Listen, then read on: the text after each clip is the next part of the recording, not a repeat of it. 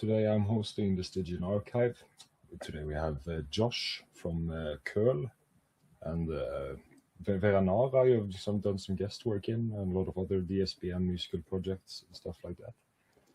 And yeah, so today we're going to talk about some of your inspirations, maybe your background, and why you make the I lyrics. got a lot of those, so.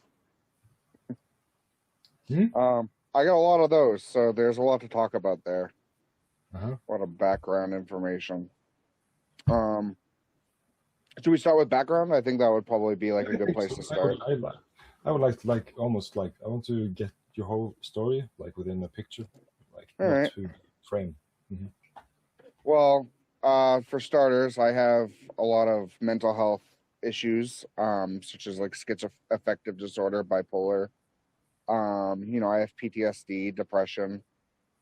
Like that. Then that's kind of like my main inspiration for starting CØL, which is, I went through a really rough time, and I was like, maybe I should use music to, like cope with all the happening. And I don't know. I just started from there, and I just got every ounce of catharsis out. Like ranging from, I have like songs where I've recorded like my psychotic episodes, and and just made whole albums dedicated to me being off my medication, and just made music that way and stuff. I mean, do you go off medication with will to get more no. Just because the silly American healthcare system, I've had a lot of problems with insurance. So my meds would be basically stripped away from me, and I wouldn't have access to them. And the only way that I could think to cope would be like make music. And generally those are probably like my most intense and dark songs that come from like the worst possible place. But I honestly like those albums. I have 4 parts of the album. It's called Unmedicated, and there's 4 parts of it. Okay, so you have an album called Unmedicated, and that has 4 parts? Yep, so there's part 1, which was written in 2021, or 2022, I want to say May of 2022. Is this the first album? Yep, this is one of my first full-length albums. I've made 4 of these albums over the course of like, I want to say like 4 years.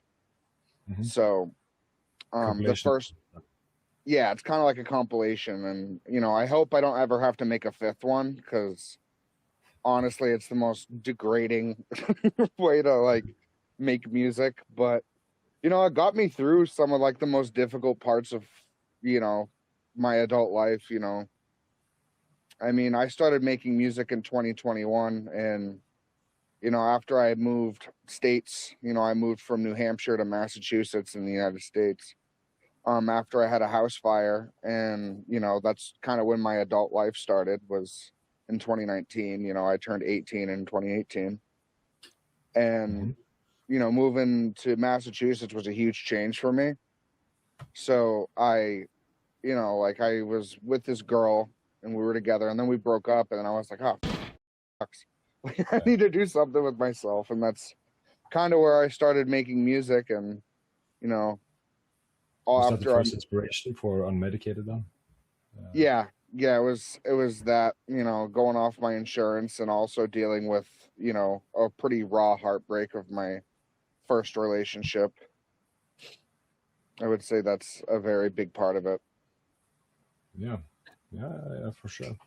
So when it comes to insurance with medications, like what medications is that you need for that?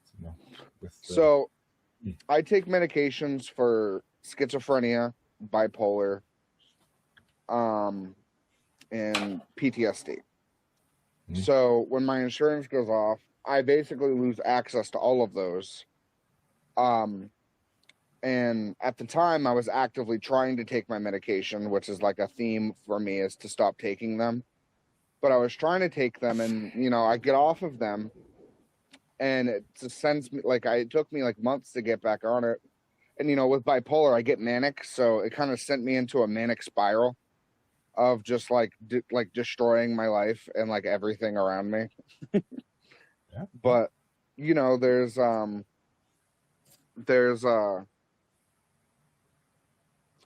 lot that can go wrong with me losing my medication, especially now since I've been on my medication for 2 years without missing a dose. So going off my meds is like one of the scariest possible things that could ever happen to me. To be completely frank. Yeah, I can completely understand that. What medication is that what type of medication is it?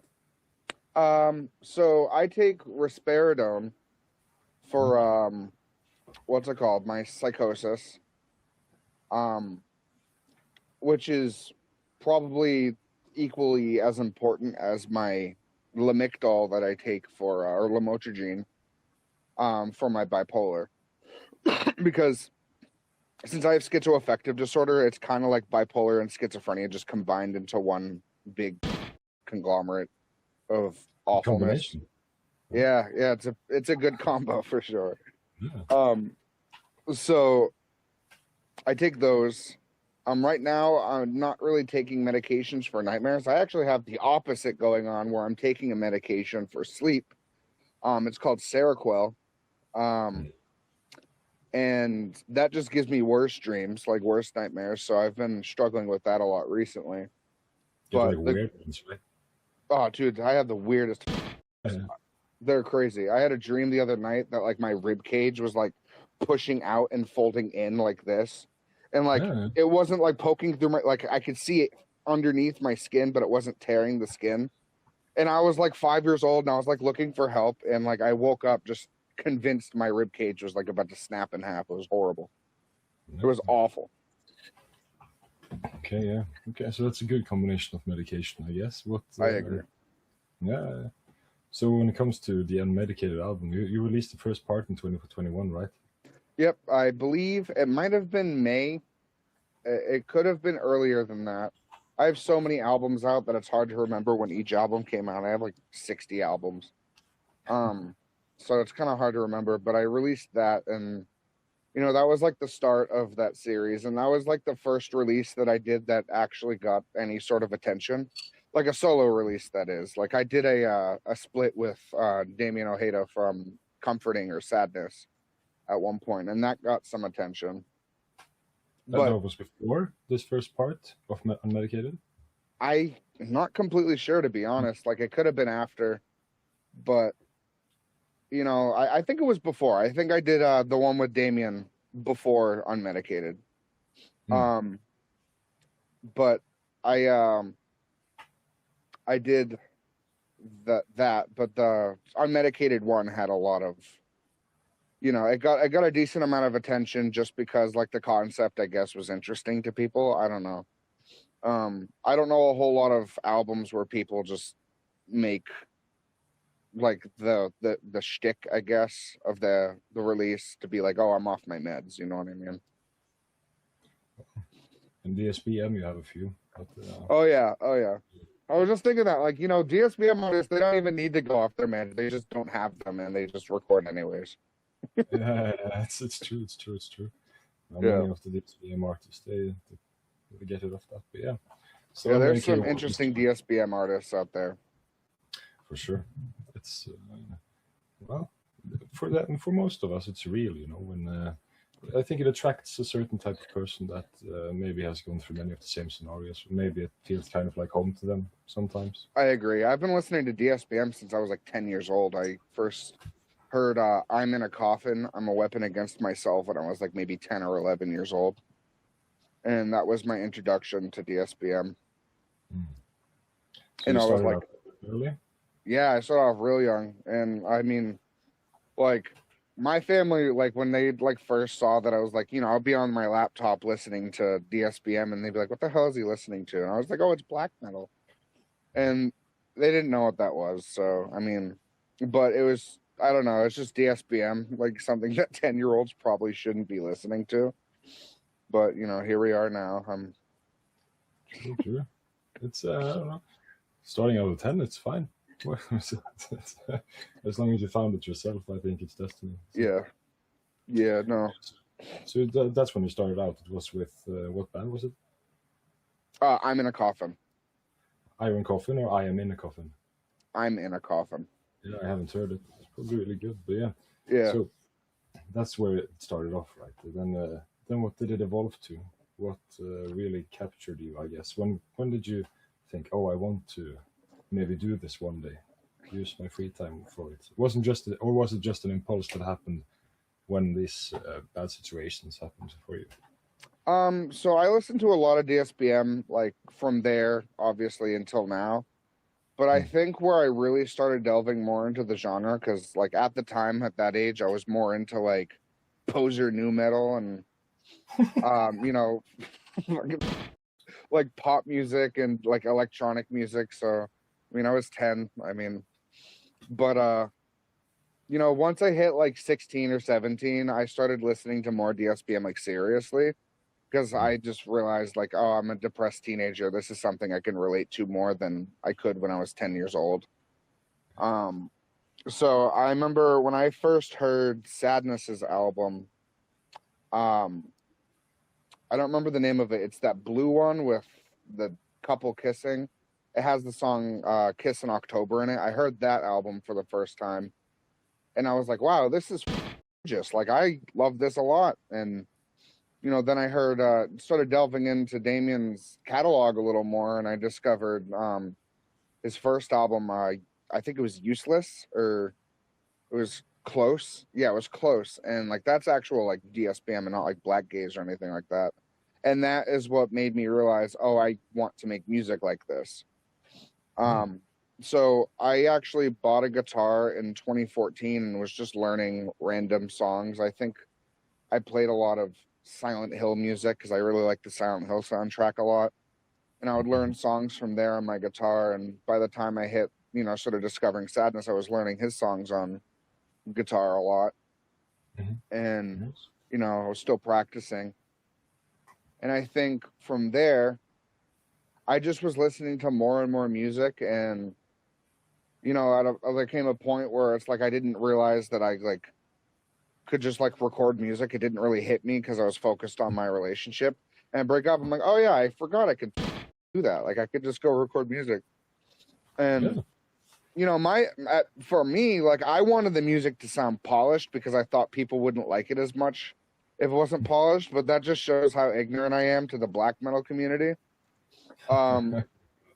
So, you know, I started, you know, making actual like guitar stuff, and, you know, I had this like project before CØL. It was called Hearts Alive.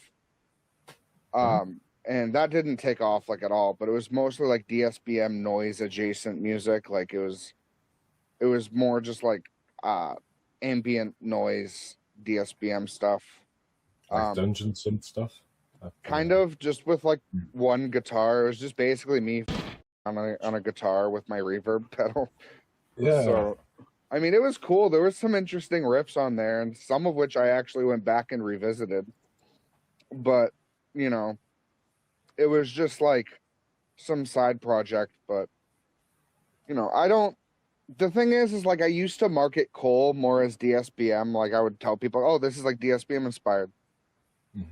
And like that put a sour taste in a lot of people's mouths, especially the Reddit community, because that's the only place I could think of to share. But they're like, this is a DSBM, you're a wizard.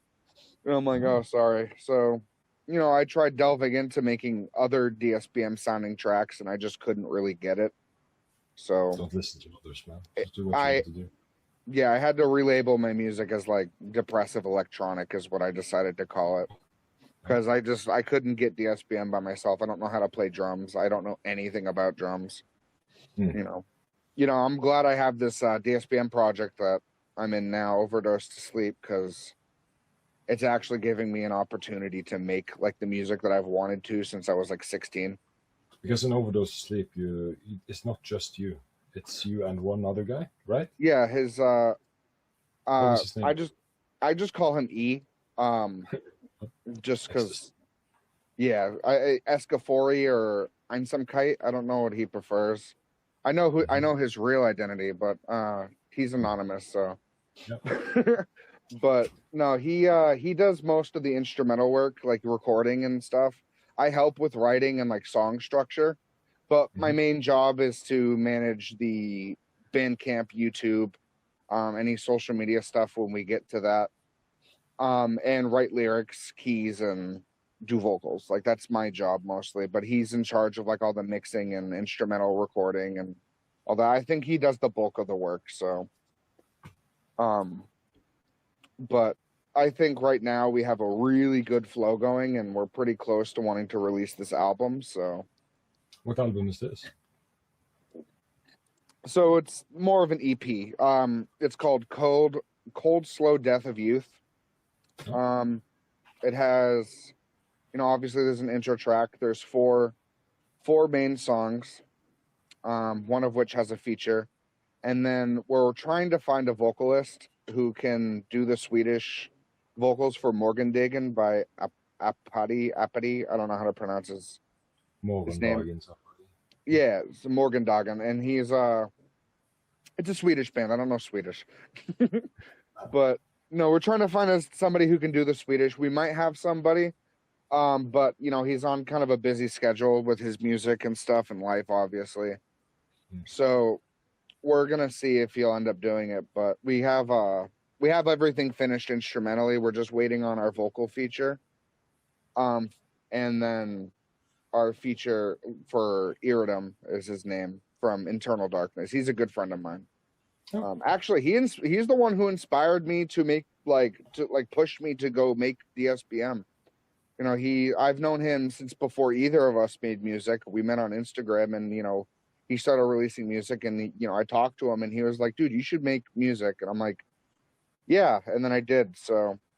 So props to him, honestly, for getting me into like the scene and working with me and helping me out. Yeah, it's good that you're here. Your stuff is very good. Me personally, I listened through the albums you had on Bandcamp. I can't find them anymore. Really? I changed the link because it was Cole Music 4045.bandcamp. It's Cole Hearts now. COL Hearts, like HEARTS. I only listened to them though. That might be why, because I changed that last night. So, but it made me feel a lot personally. But it's a good stuff. It's very emotional. Like, now we've talked a bit about the inspiration. We're going a bit back and forth, I guess. But like, when you fall into these psychotic breaks and when you go to hell, kind of, open that door. Well, it's how do you manage to get it all out then and there? That's something that I find quite interesting. Like getting your mic in front of you while you're in here, Well, a big part of it is I have a lot of free time because I don't really work right now. So I have a lot of free time and I don't really like do anything. I don't have a whole lot of friends. I socialize maybe once every other week. So I'm constantly in my room and just kind of chilling and, doing work around the house because I live with roommates and stuff. So for most of my life is just cleaning after my roommates and just doing much. So when I feel that episode like coming along, I think my first instinct is to just record it. And sometimes that like works. Like if I want to put it in music, sometimes that works if I already have an instrumental, or if I want to make like a song, I'll just quickly jot down like a song and just record vocals over it, or I might have a pre-made instrumental. But generally my instinct is to just record it because I've done that for years. You know what I mean? Since I was 16 and having psychotic episodes, I record my episodes so I can kind of look back and reflect on them and, like see what I did and what went wrong and what I was hearing and, what wasn't there and stuff. It would just help me like do better in regards to like coping with it in the future. Because it feels real at the time, right? So you're still 100%. Like it's almost, when it gets bad, it's almost like it's actually, I'm not even gonna say almost, it's literally impossible to tell what's real and what isn't. There's like nothing that could talk me out of like any delusion that I have. Like the only thing that can talk me out of it is my medication or for the episode to pass. Like it's just something that happens, and depending on where my mental state is, that could be a dangerous thing, or I could be fine. You know what I mean? Yeah, because there's I would imagine that it's well, you get these thoughts about ending it because you only see one way out, so I can understand that kind of. That's for sure. Yeah, especially when you're like having like hallucinations, and I already struggle with depression and PTSD, and some of my PTSD is from the hallucinations I've had. You know what I mean? So I would say, like, in those moments where I'm seeing like violent, most of my hallucinations are just absurdly violent and intense. You know what I mean? And I don't mind discussing them. Like, it doesn't bother me. I can openly discuss things like that. But, most of my hallucinations are extremely violent, vivid, and intense. So a lot of times, like, it just, like you said, the only way out is to, pull the trigger. And at least in my head, you know what I mean? So, like, there's no coping with watching your mom die. You know what I mean? Like, it's just, there's just nothing you can do, like it's. Do you imagine it or do you see it? I see it, like, against my will. Oh. And the thing is that makes it the worst part is, like, at the time, like, I think it's real. Like, I can't tell if it's not real or not. So you're not in there, like, a bit. No, I'm not thinking with my head, I'm not thinking logically. It's just, I kind of just see it and believe it's real. I can't really help it. Completely obsessed. No self-control. I understand. Yeah. I mean, I can control my actions. It's more or less I just can't control what I think is real. You know what I mean? Yeah. Because, one thing that is really common for me is reacting like dangerously to myself. I used to have episodes in school all the time, and I would never like harm anybody. It wouldn't even cross my mind. I've never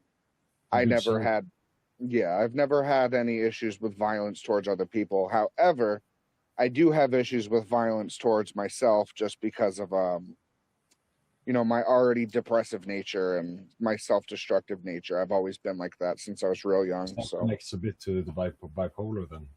Yeah. 100%. The bipolar definitely plays a role in that because, dude, when I'm manic, it's like the worst thing ever. I just do everything wrong. It's awful. Feels good though. Weirdly enough, yeah, it does. Like, mania just like is like the best but worst feeling on the planet, bro. Like, it doesn't make any sense. It's like, oh yeah, here, have this thing that just feels amazing, but it's gonna kill you at the same time. It's like, awesome, wow, my life is ruined, but it felt great. So sure. Yeah. So how early did this episode start? Oh, you mean like psychosis, like my schizophrenia? Yeah. When did that start? I started pretty early. I got a really early diagnosis. So for context, most people with schizophrenia, they don't get diagnosed until like their early 20s or mid 20s. That's usually when people generally get diagnoses, but I got mine in 2015, and I started having hallucinations and psychotic episodes when I was 12. So it was very minor at first, and a lot of my teachers and my family thought it was just like a phase, or it was just something I was pretending to be quirky or something. But like when I was 12 years old, I was seeing like shadows and hearing people talk to me, and I thought it was normal. Like, I thought everybody had like this internal monologue as they got older. And by the time I turned like 14, I started having visual hallucinations, and I started realizing, oh wait, right, like I don't see anybody else seeing that, like, doing this. You know what I mean? So I started, talking to my friends and family about it, and my mom didn't believe me, like, at all. She thought I was just making it up for attention, like some teenagers do. They just make because they want to have attention.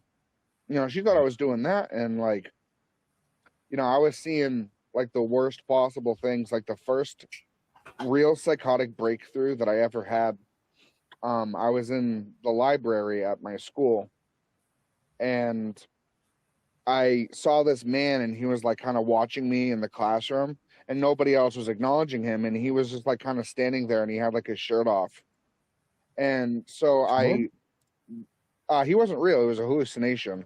Did he look normal? Yeah, he looked like a normal guy just without his shirt on. Okay. Yeah, I mean, he was just some dude. And I started getting freaked out because I'm like, what the hell is this guy doing here? You know what I mean? Yeah. And so I ran like out the room and everyone was like, what the f-?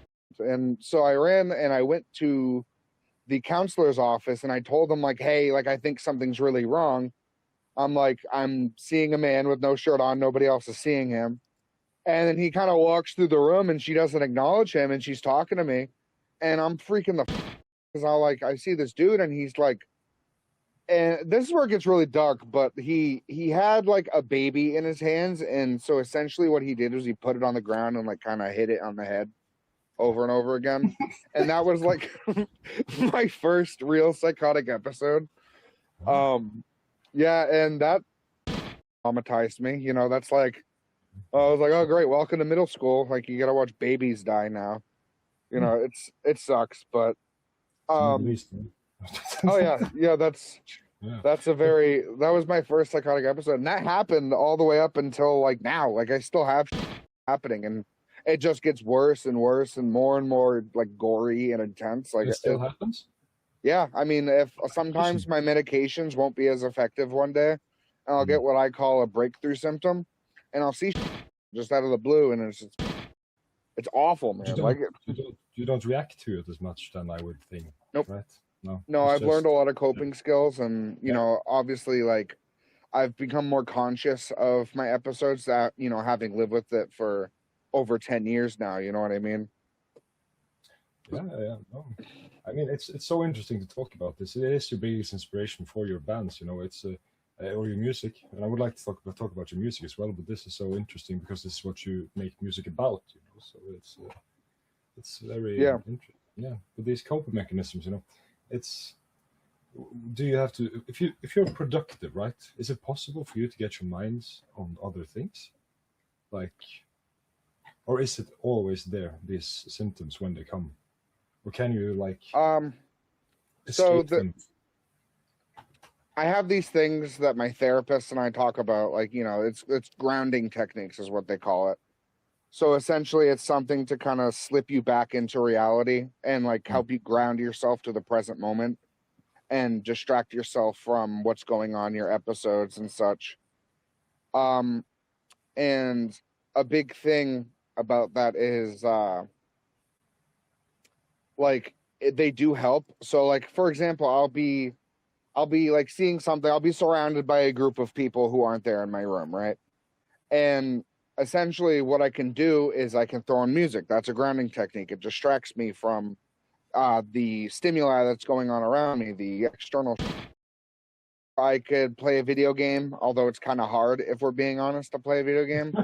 You know, see other players and you know, obviously writing music is another one, and that's kind of the one I've chosen over the years to do instead of like you know, listening to music or something. I decided to just make it because, you know, in my head, that's like the best time to make music is when I'm the most vulnerable and when I have the most to say and the most to you know, talk about, you know what I mean? Like, because a lot of when I'm doing really well in life, I generally have a hard time making music just because I don't know what the about. So, of course, but this is the realest thing you can write about. You know? The music is the best outlet for you. It's the way you can use your disorders to actually accomplish big things or very things that others can take from. Yeah, it's the best thing for this, you know. But yeah, so when you fall on these dark times, as we have discussed, you make music, right? So you have CØL and the new EP that was coming out now soon, I guess. Well, you're just waiting for the vocalist, and then it's going out. Yep. That's with Overdose to Sleep, my my DSBM only project with E. Yeah. With Thoughtless Mind, you had this song called Hot Breath. Is that with him? Yeah, so he did the instrumentals. I also did vocals and co-wrote the lyrics with my buddy Noah, and he's from a band called Annihilus Mundi, which is like a prog death black metal band. It's like prog death. And he helped me write the lyrics to that song, and obviously did his part. Thoughtless Mind is the other member of Overdose of Sleep. We decided after that song to start a project together. So you're 3 in that project then? Yeah, no, Overdose of Sleep is just me and Thoughtless Mind. But Hot Breath was a collab between me, him, and my friend Noah. Oh yeah, okay. So Thoughtless Mind is the E guy. Yes. Or Forever in German, yeah. So, or Loneliness, Ensamkeit. Yes, that's Loneliness, I think. Yeah. Really? See, I don't know any of this stuff. Yeah, I'm Norwegian, so many of the German words correlate. Yeah, that's pretty cool, actually. I think that's sick. Yeah, so that's it is. So it may be a weird question, but have you done any live shows? I've always wanted to, just because I have a few songs that are possible to play live, because most of my music's kind of electronic. Mm-hmm. But I have songs like Levite's Concubine featuring Iridum from Internal Darkness that I wrote all the instrumentals to, aside from the drums. You know what I mean? I wrote the lyrics for. That's possible to play live. I have a few other songs that are completely possible, but I just don't have the people. I'm not really a social person. I have maybe 3 or 4 friends, mm-hmm. and then my girlfriend. So do you live with you? No, she lived. You have long distance, right? We are long distance, yeah. But she's very supportive of my music too, and we do make it work. I've seen her, so she's real. I'm not being catfished. Gotta clarify, yeah, for sure. Yeah. No, of course. Okay. She is actually a he, so just kidding. Oh. I'm just joking. Really? Okay. Anyway, but so no lives yet. You haven't done it's something I've always wanted to do, though. I've always wanted to do something live because I've always been a performer. I've always liked to be on stage. I used to do theater as a kid, and I loved being the center of attention. It's something I've always appreciated. So it's weird how that correlates. Don't like too many people being the center of attention. Yeah. See, I know a lot of musicians in the DSBM scene, and they prefer to stay anonymous, and it's just I don't even know how you do that. I don't even think I'd be able to. I think I'd slip up really fast. Yeah. You know what I mean? For sure. He's completely anonymous. I don't even know his real name. I mean, but he's completely anonymous, and I just don't know anything about him other than his music and his email. So but it's pretty it's one of those things I just don't think I could do, is just be anonymous. Many of these people, they like to live in their own world. They don't want to share it with anyone. Yeah, staying in control. But I feel that's yeah. That's the same as your situation. If you're the center of attention, you're the one in control. It's your world. So it's just the other side of the coin. Yeah. Mm-hmm. I think DSBM is a very introverted genre naturally, mm-hmm. Which is kind of where it's kind of weird for me. I'm not introverted at all. I like friends and talking to people. I like listening to people talk. I have a lot of I like to connect with artists and talk to them and work with them, if they're willing and if we get along. Of course. So of course. I feel I'm I saw this post on an Instagram page called Black Metal Cringe, and the dude, he posted he's oh, black metal community is not your friend, and we don't care about your mental health. And then literally a day later, I'm talking to this dude, a fan of my music, about his mental health, and talking him through it and stuff, and I'm just maybe black metal cringe is wrong. I don't know. Or maybe I'm just a dime a dozen. You know what I mean?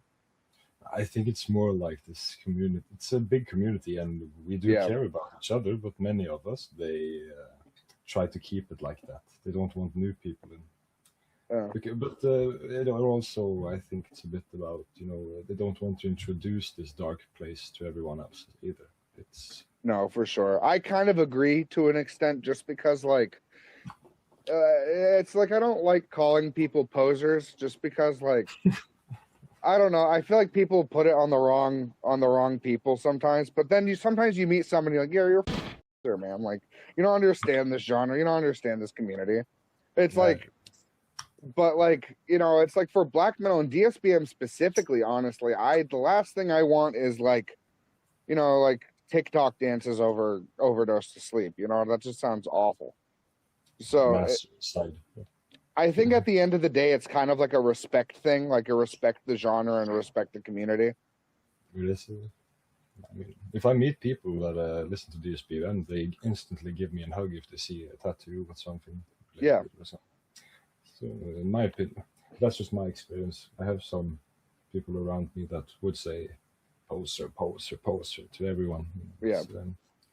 It is done that for sure. But what's Thoughtless Mind is to know, since that's Overdose Sleep is a new project, right? And it's Thoughtless Mind and live performances with that could maybe happen, I guess, if he has a mask on. Ghost number 2 or something. Yeah, I could ask him. So I did talk to him about like, doing a podcast, and he's like, I don't know how I feel about that. And, I could talk to him again. It'd be kind of cool. Do you have like a robot voice? Yeah, I mean, I'm sure he could figure it out. He's very tech savvy in that way. So, I mean, I'm sure he'd be able to figure it out. Yeah. So, also I listened to this, you recorded your Psychotic Break. And it was quite intense. It's an intro, I think, to Paleface, Fear and Dagger? I think so. Paleface Swiss. Yeah, Paleface Swiss. Yeah. So how did that come on? Oh, that's an interesting one. Just because, like I told you earlier, I record my episodes very frequently when I have them, especially when they're getting to the point where I can't control myself or like my emotions or my reactions. And that was just one that I had recorded, and that just happened to be my most intense recording. Like, it's my most intense episode to date. Like, that was probably the worst one. So I was going to use it for a song, just because that's kind of like what I do. I make songs that sound and that are raw and real. But I had at the time just recently discovered Paleface Swiss with their Chapter 3 album, back when they were still doing like, the beatdown slam hardcore stuff. And they had like these really intros in their music. Like, every intro that they did was just awful to listen to. And I was thinking to myself, like, I think that this would be perfect for one of their intros. And so I messaged the Paleface page, and this is like way before they blew up like they are now. And, I was like, hey guys, I know like this isn't really like, something you're probably going to care about or see, but I was like, I have this recording of me having a psychotic episode, and I thought it would fit well in one of your albums or something. I don't know if you guys want to take a look at it. And so Zelly replied to me, the vocalist, and he was like, hey man, message my personal account. I sent him the recording, and he like took a look at it, and he was like, dude, this is actually perfect for what we're going for, because Fear and Dagger was meant to be more of like a serious toned album rather than a concept album about aliens killing people. So it was about like real stuff, like, religious anger or depression, suicidal thoughts, violent thoughts, stuff like that. And the concept of like a real psychotic schizophrenic episode was like one of those things that matched it perfectly. But at first he was like, I don't think we can use this because like we don't want to take advantage of your mental health condition. We don't want you to like think we're taking advantage of you or profiting off of you for no reason. I was like, listen man, like I was like, I want this out there. Like, I want to spread awareness for my mental health, my disorder. I want to show people what it's like, and I want people to be uncomfortable. And I was like, I promise, I swear to God, like I will sign a contract. Like I will never, ever resent you guys for using it at any point. Honestly, it would be the biggest blessing. So they sent me a contract, their management, and I didn't want any money. I specifically told them, don't pay me for this. I don't want any money. I'm like, the only thing that I want is a free show. Like, I want to go to your shows for free. So they gave me that. They honored that. Anytime they're in the area, I just message either Zelly or Yannick, and they put me on the guest list, and I can get in for free with a buddy.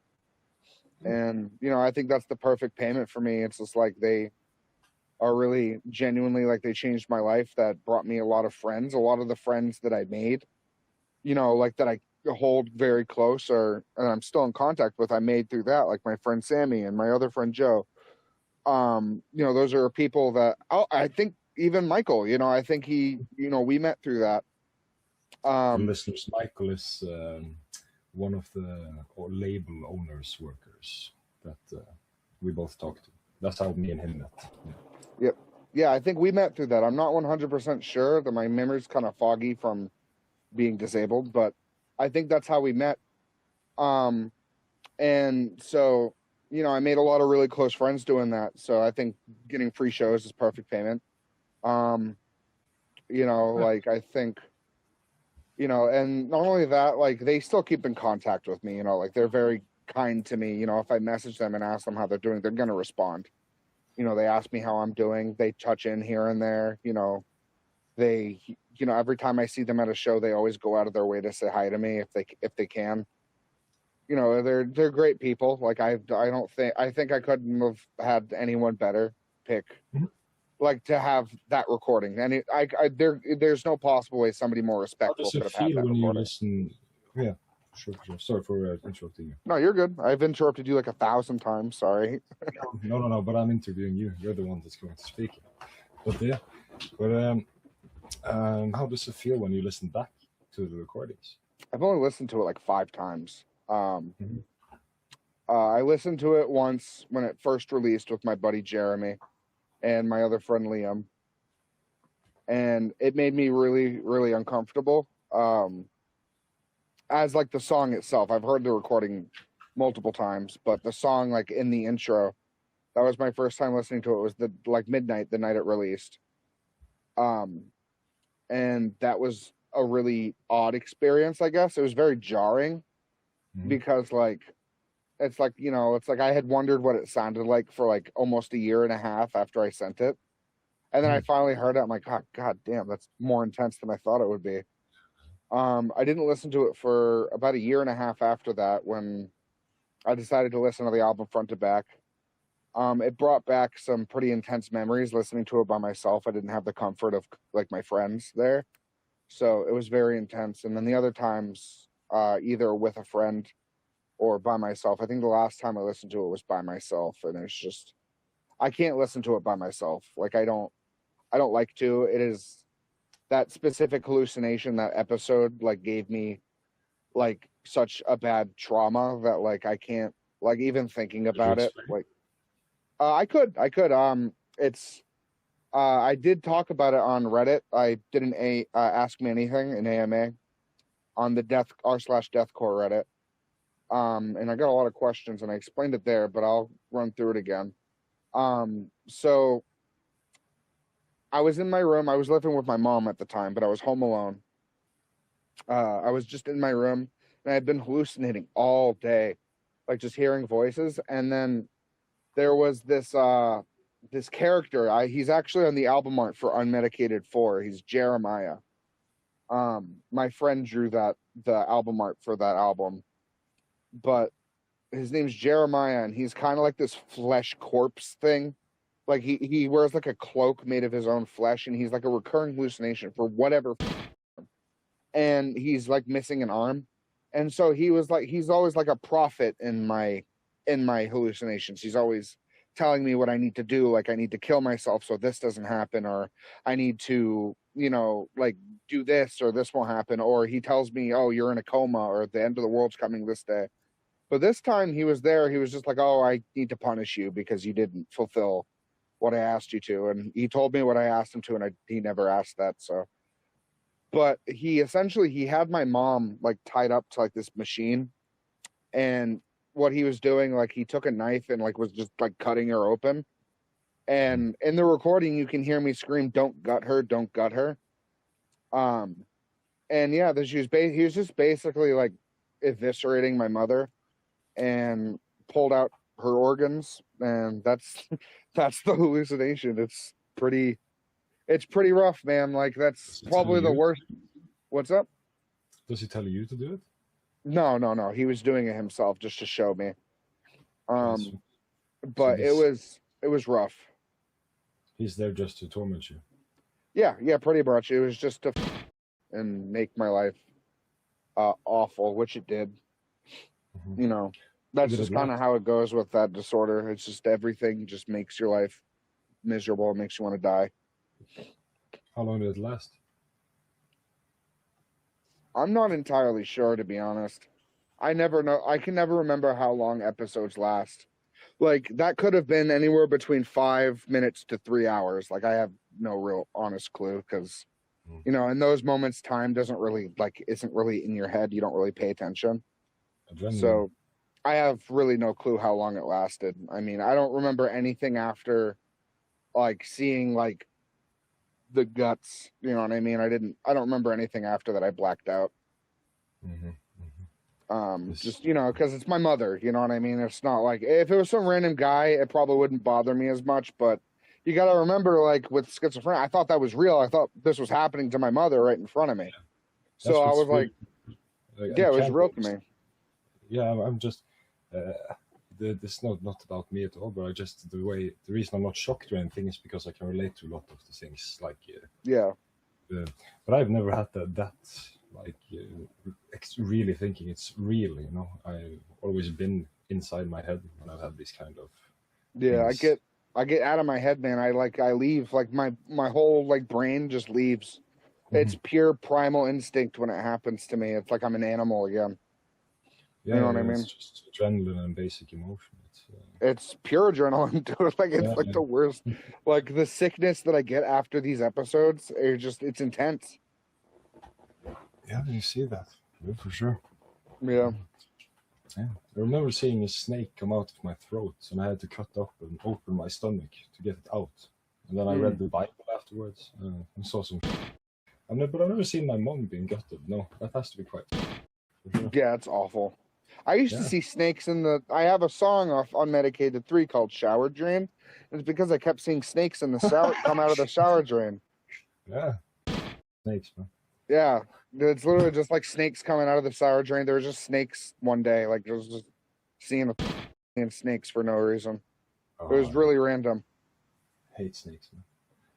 Yeah, they're creepy. I like little garden snakes, though. Those are cool. I like those.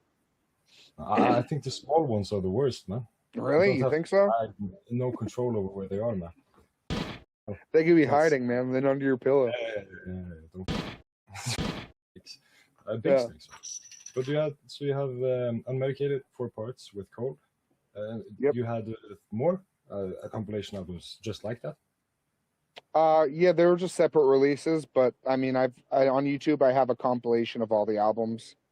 No, wait, I still have to do a compilation of 1 through 4 because before I made 4, I made a compilation of 1 through 3, so I have to go back and add the 4th one. Mm-hmm. But I don't have enough storage space in my phone to do that right now, so because I do everything on my phone, like all my music is made just on my phone. We record through your phone. Yeah, I have an audio interface. Sometimes I record just using this, and other times I hook up my mic depending on if anyone's home. So schizophrenic Valgevikones. What's up? No, okay. Valgevikones, Count Grishnak, Burtsum. Yeah. Oh, okay. So I just said schizophrenic Burtsum just because I got you. Yeah. That's really cool though. It creates an authenticity, I think, and it compresses the sound so much, doesn't it? So it makes it. Yeah, it does. You just play it through an amp then? Well, like my guitar or like my vocals? Guitar. Yeah, I play guitar through my amp, and I always play a clean signal unless I'm doing like something disordered. Like if I want like a slow reverby sound, I just add a reverb over it in production. Maybe any other effects, a compressor, stuff like that. EQ is very helpful. Yeah, I don't know. anything about production. I just do what sounds good. Yeah, well, that's how you do production, I think. Yeah, because there'll be like people who like know what like, well, like I don't know, like compressors do. I don't know what they do. Like I don't like I just know if I move it up a tiny bit, it makes it sound better. So yeah. I mean, it levels out the signals so it doesn't go. I just imagine it in my head. I don't really know. I just watch when I see. But yeah. Yeah. But yeah. So, but you have your compilation out on YouTube, and you have the Bandcamp link, but you don't have it on Spotify. CØL or Thoughtless or Overdose to Sleep. Yeah, CØL is on all streaming platforms, including like the. Yep. Oh. It's on every streaming platform, just even the obscure ones that are like only in like. Oh, it's everything there. Yep, everything is there. Yeah. Okay. We should direct you listeners there.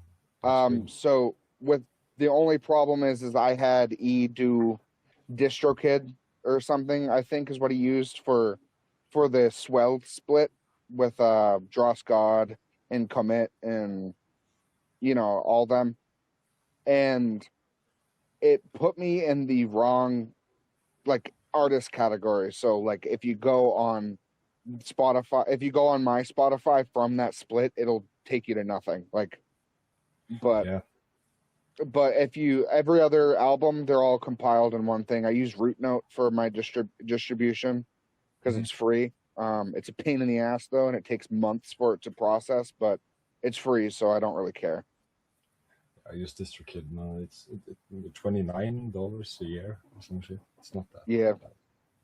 Yeah, I'm just broke out at work because I'm disabled. But it's Rootnote, it works. I've never had any real issues with them. I mean, the wait kind of sucks because if you release an album, if you want to release an album, like let's say October 21st, you can't it's like impossible because it's basically when they're done reviewing it and checking for copyright stuff and yada yada yada. So so it's kind of hard to do that. So I just make the official release date on Bandcamp, and then I'll make an update on YouTube or Bandcamp messages and be like, this will be available soon on streaming and stuff like that. Do you have any goals or thoughts about working with labels and promotion, or do you want to stay underground? I've thought about it. I think the only downside that I would have to that is like if there was a deadline, because especially with CØL right now, I've kind of hit a creative slump, which is why I've been focusing all of my energy on Overdose to Sleep. I think that would be the one thing, and also I'm not good at making music marketable. Like I'm just not. Like my music is just odd, and it's what I like. And I've met people who think my music is absolute garbage and they think it's weird. And then I met people who are like, wow, this is really unique. I like this. So it's kind of hard to like get like a marketable thing where I can get everybody to like it. I just don't know how to really do that. No.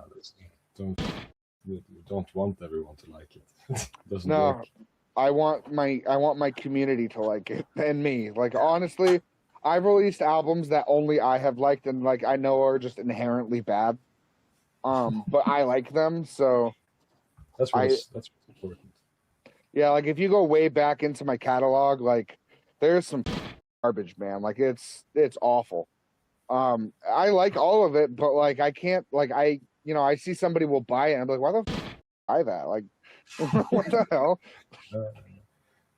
I have this one. Well, they're a friend of mine now, but they were a fan of mine originally. Their name is Theo, and Theo has spent so much money on my music, and I'm like, you gotta stop. Like it's just you buy every album, like every single one, and it's not like for $1. It's usually like $10. I'm like, there's 2 songs on this.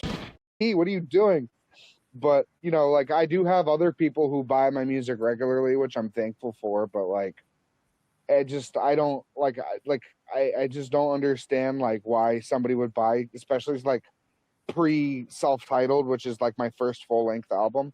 it's because they like you and your music, so they want to support you as much as possible. Yeah. I mean, I'm glad. I'm really grateful for it, but it's just like it's hard for me to go back to my old music and be like, wow, this is really quality, because it really wasn't. Like I didn't know what I was doing yet. I didn't really know my sound. I used to call myself DSBM, and I'm just wasn't.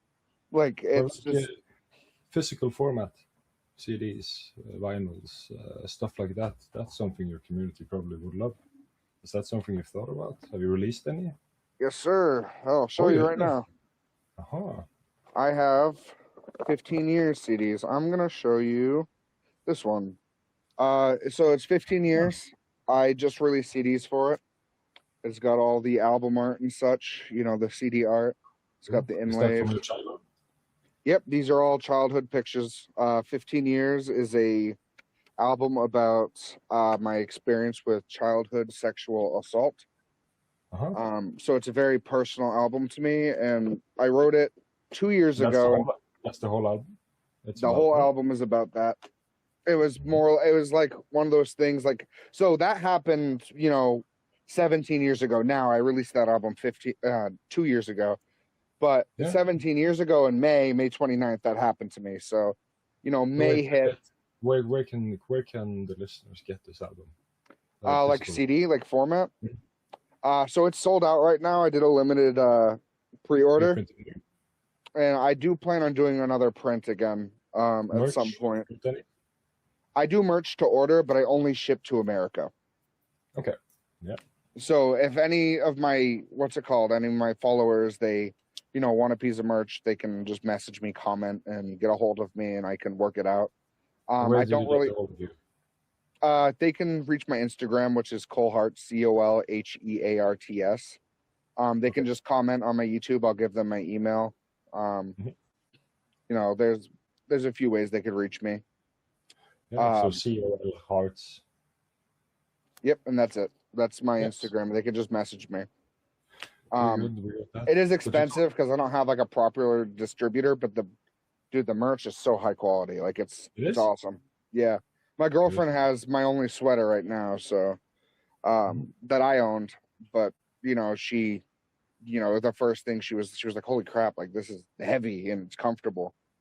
So it's good. And you went into the theme of the 15 years CD, which was sexual assault. Was this something repetitive, or was it one experience that traumatized you? It was one experience, thank God, because if it was repetitive, I think I'd probably be dead. But it was one experience, but I was 8 years old, so it was something that like I kind of suppressed in the back of my mind just because of my child brain couldn't handle it, and I remembered it like it came kind of flooding back to me when I was 15 and I was with my friend Commit. And we were listening to Daddy by Korn. I don't know if you've ever heard that song. And it's hard to listen to, but I remember listening to it with him, and I was just like I just like spaced out, and I looked at like Commit, and I was like, dude, I think I've like experienced this before. And he was like, what do you mean? And I'm almost like, I'm having like this like thought, like something happened. And so I kind of lived with that for a while. I didn't outright say, oh, I was, molested or whatever. But, like I kind of had that thought. And then I went to record on my self-titled album a song called, I don't remember what the song is called, but it was about that. And I essentially like was just trying to like trigger myself, like get myself all like amped up and upset about this, and think about it to a point where I was ruminating on it and just like only thinking about that. And I hopped in my closet and started just screaming whatever I could think of. And it literally just all came flooding back to me in that moment. And I captured like all the memories coming all at once, in that recording. And, like, and then like from there, I kind of built from there and just like remembered everything piece by piece as time went on, because I released that album in 2022. And then by the time I kind of had a full picture of what happened. What's up? It was a second album then. Yeah, no, self-titled wasn't about that. Self-titled was just me being emotional. Yeah. But 15 Years is the only album that is fully about my experience with sexual assault. Yeah, continue. But yeah. So, you know, once I got like a mostly full picture, like there's still details I don't remember, just the nature of how long ago it was and trauma and all that. But, you know, I decided to make an album about it and in spring of 2024. And I you know, like I recorded it, and then I recorded 2 songs that like were extremely personal to me, which is Spring and Levite's Concubine, featuring Iridum from Eternal Darkness. And those were fully about that. Spring being the one that was harder for me to record. Once I finished recording it, I saved the file and just broke down and immediately called, you know, an ambulance to take me to the hospital because I thought I was going to kill myself. So literally recording that song, like, actually genuinely put me in the hospital because, like, just everything, like, was just too much for me. But how far have you gone? What's up? How far have you gone? What do you mean? To killing yourself or offing yourself. It has to be Oh, censored. very, very far. I've gotten so close, like, to, like, you know, like, I have about 30 suicide attempts in my life. I would say my most close call was either my first attempt, when I jumped in front of a car, which they turned last minute into my driveway, like last second into my driveway, and, you know, pulled me off the road. But then the one that, like, I actually almost died, I had taken 2 bottles of this blood pressure medication called clonidine, and my heart, like, stopped beating or something. I don't know what but I remember I told my brother, hey, I just took 2 bottles of this. And he was like, what? You know, and I was like, I'm like, I don't have the energy to call an ambulance, so if you want to, you can. So he did. And I was basically in a coma for like 2 days because I was like, they had me up on machines and like my heart was like basically not beating at all and I wasn't breathing.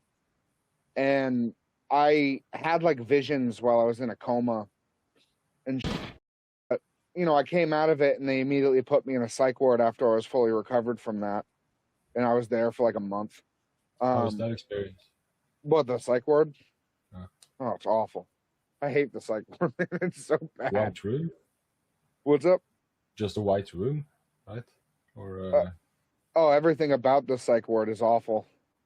No, but like, were you placed in like a blank room without any impressions in it and stuff like that, or was it just... Oh yeah, it was. So it's like this unit. It's like a hospital unit, but it's like baby proof. So there's like nothing you can use to hurt yourself. Like you know, you use like instead of using a spoon, for example, they give you like this little piece of plastic that you fold, and you eat it with that. You know, you don't get doors on your. You don't get like any doors for your bedroom. It's just like these foam walls that you like Velcro to the hinge. You know, you don't like the chairs are full of like weights, so you can't lift them and throw them. So like there are like blank rooms, like they're like isolation rooms, or I don't know what they call them, like cool off rooms or cool down rooms or something. It's not that. Where if you're really acting up, they throw you in there and there's like no lock, like you're basically locked in there and you can't get out like yourself. They have to let you out. And those are awful. Yeah, I was in one for 2 days. I wasn't acting out against others, but they were afraid I was going to kill myself. So it was just this isolation room, and it was horrible. You couldn't. There was nothing. There's nothing. It's like a sensory deprivation chamber too. It's basically like a prison cell that you see in the movies. Like it's just, bro. It's just like walls. Yeah. And they just expect you to sit there, and they think it's gonna calm you down. It's like, no, man, like that's not gonna calm me down. That was the most traumatizing experience I had. I think was being locked inside this white room, and like being careful speaking with these people. You want to get out. Yeah. Yeah. Yeah, so I'm fine. I'm doing all right. I feel great. Yeah, for sure. So you weren't put in one of those then. It was more. Yeah, it was like a psychiatric unit, and though, like I have been thrown in one of those rooms before, just because there was this dude that was pissing me off, and he kept like trying to hit me, and I tackled him and like started punching him, so they threw me in there. But he hit me first, so I don't feel bad. So they threw me in there for like an hour and a half, and it sucked. But once I cooled off, they asked me if I wanted to press charges, and I said no. But it's like I couldn't imagine being locked in there like against my will. You know what I mean? Yeah. How is it, with the artwork and stuff for your albums? Is it you, like your vision, everything? Yeah, I do pretty much everything. I mean, I have had commissions from friends. I have a friend artist who prefers to stay anonymous, but she does some of my album art, like drawings, if I need them. So they come out really good. She did Unmedicated 4. I basically told her like, this is what I described Jeremiah to her, and she did it. It was mostly accurate, so I took it. But for most of the album art, I'd like take pictures. Like I'll stage something, like for Cigarettes Part 2, for example. That's the me with the cigarette, and then like the heart drawn with the ash. I did that. Something Lost, the Pink album with the girl. That's me and my friend Casey. Yeah. I just blacked out her and then made the background pink. Stuff like that. Very reoccurring effects. They have some of the same. This washed out world, I guess. It's maybe how you feel. I love landscape photography, so I generally try to incorporate my pictures into that. Should go to Norway. Yeah, dude, I've seen Norway. It's beautiful over there. I was actually just telling my girlfriend, like, if I were to like go like visit any country, it'd either be Norway or Sweden. Like and like I don't know, Finland too. Like those Nordic countries are gorgeous, man. It's just absolutely gorgeous. It's the best countries. Well, my girlfriend's from Sweden, actually. Yeah. Really? Yeah, you guys can kind of travel freely in between those countries, right? Because it's in the EU or whatever. We in Scandinavia, we basically have a partnership. You can just, if you want to work in, for example, if I want to work in Sweden, I just move. You see, it's and they can just move here. It's no paperwork, no nothing. Dude, that's awesome. Yeah, America's not like that. No. But like I've always found it like those countries very fascinating. The Nordic countries. Switzerland's also another really beautiful country as well. I don't know, the Nordic, like just anywhere where it snows regularly, I just find is prettier. Although I don't think I get, like, I live in Northeast America, so we get long nights. Like we get like the sun sets really early, but like in those countries, I can't, like, I know it's nighttime almost all the time there, if I'm not mistaken. Like in the winter, at least. In West Coast, where I'm at, it gets dark, very dark. You probably have 6 hours of sunlight ish. Yeah. But the beautiful thing about here, it's like in the summer now, it's almost always sun. It just recently became dark, and it's midnight now, and it's still kind of light outside. Oh wow! But when winter comes around, it's just dark constantly. So, there's always something new here. You don't go into one routine. You have to constantly change when you live here. Because, Norway's, those countries are beautiful. I've always wanted to go. Visit. Probably should now.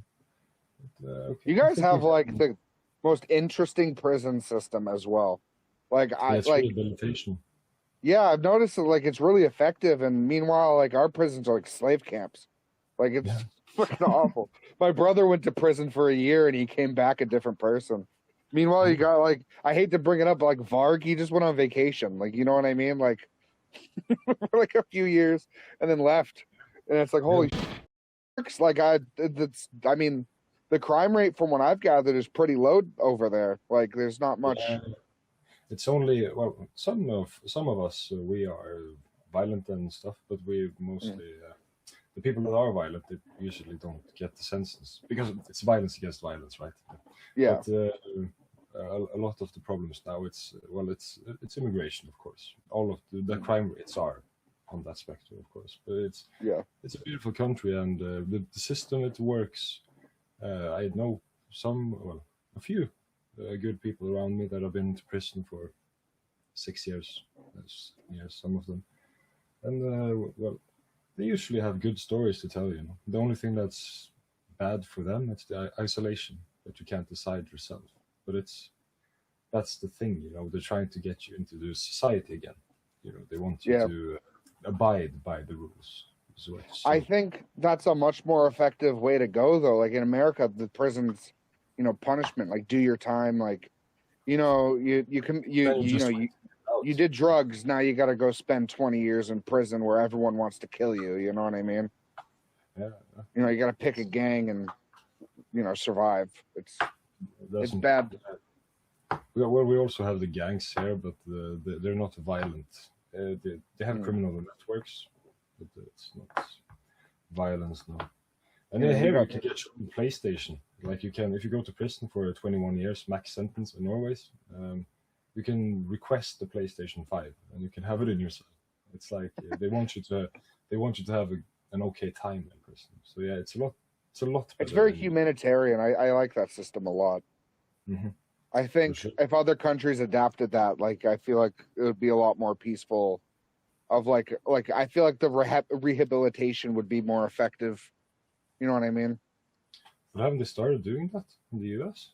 No, not at all. I mean, a lot of women's prisons, they get a lot more rehabilitation stuff.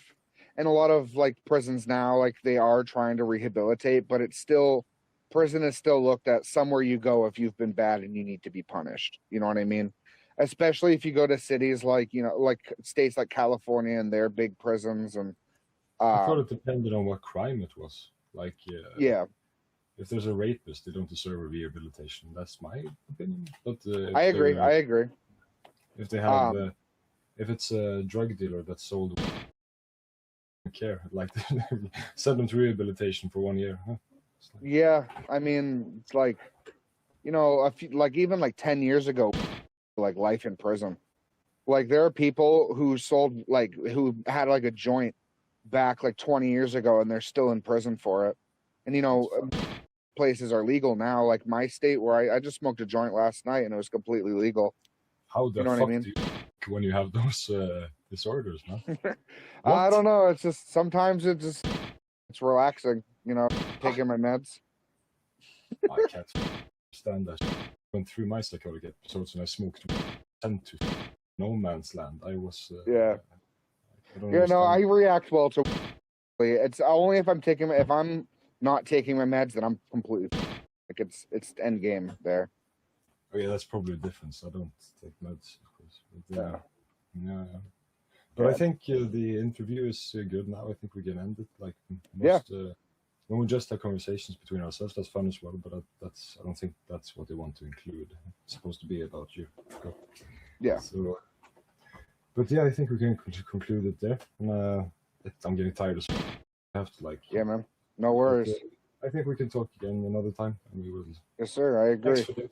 Thanks for the conversations. And no worries, man. It was nice. Yeah. Sorry if I'm awkward. I mean, it's just how I am. You're not awkward. It's a natural conversation. It's good. But okay, I think we'll end it there. Thanks for your time. Thank you, man. Have a good night. You too.